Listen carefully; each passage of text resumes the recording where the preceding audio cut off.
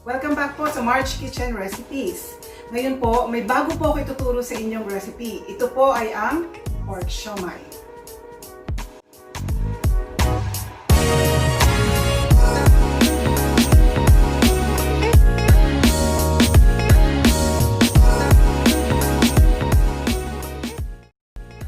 Ito yung mga ingredients.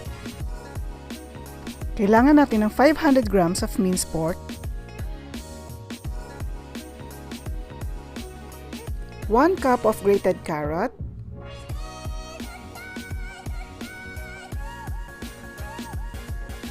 5 cloves of garlic, minced, 1 medium onion, chopped,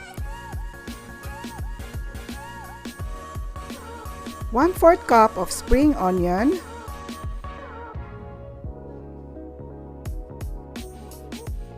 1/2 teaspoon of salt and pepper,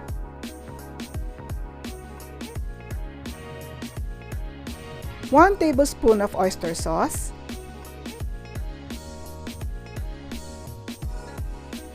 1 1/2 tablespoons of sesame oil, 1 egg,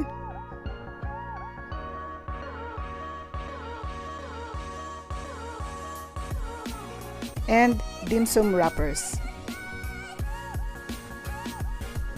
In a bowl of minced pork, add the onion, the garlic, the spring onion, the carrots, the egg, sesame oil, oyster sauce, and salt and pepper.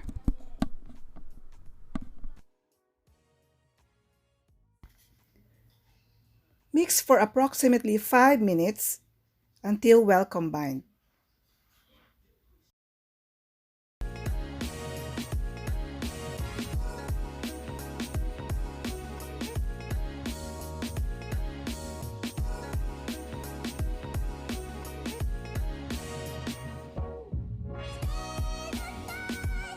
After mixing, cover the bowl and place it inside the fridge for 30 minutes. After 30 minutes, you can now start wrapping your siomai.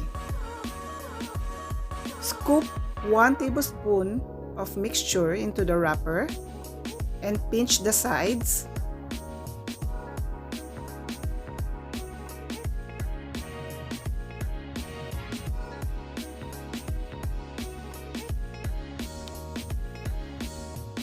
Make sure it is well sealed.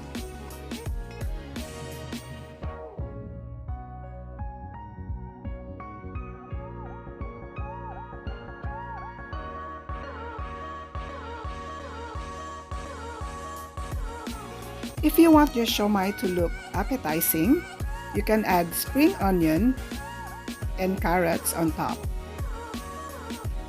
And it adds flavor as well.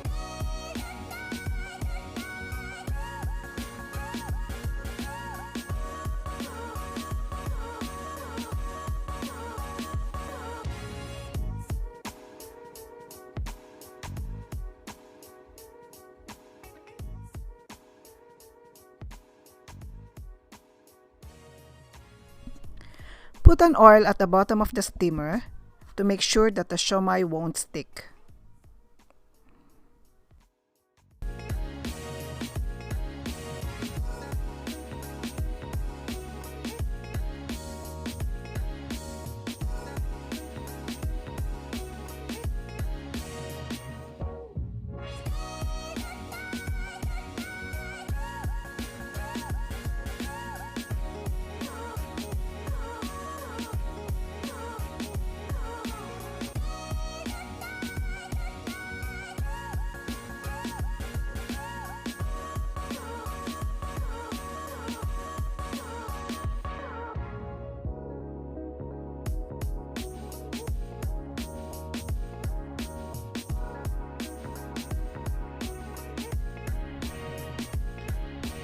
steam for 15 minutes.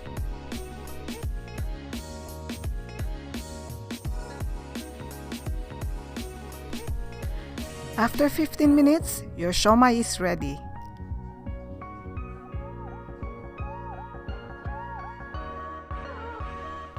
You can watch my previous video for the recipe of the chili garlic oil.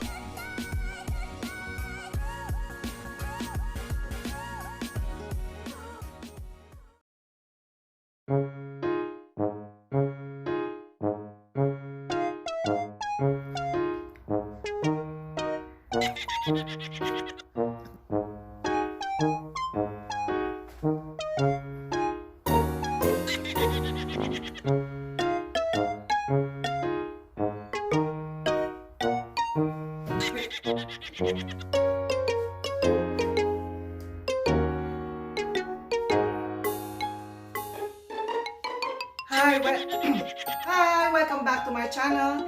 And ngayon,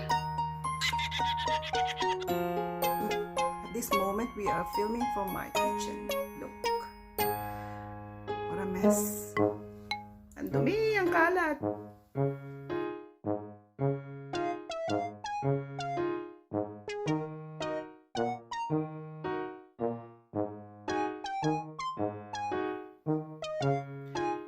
Thank you for watching. Bye!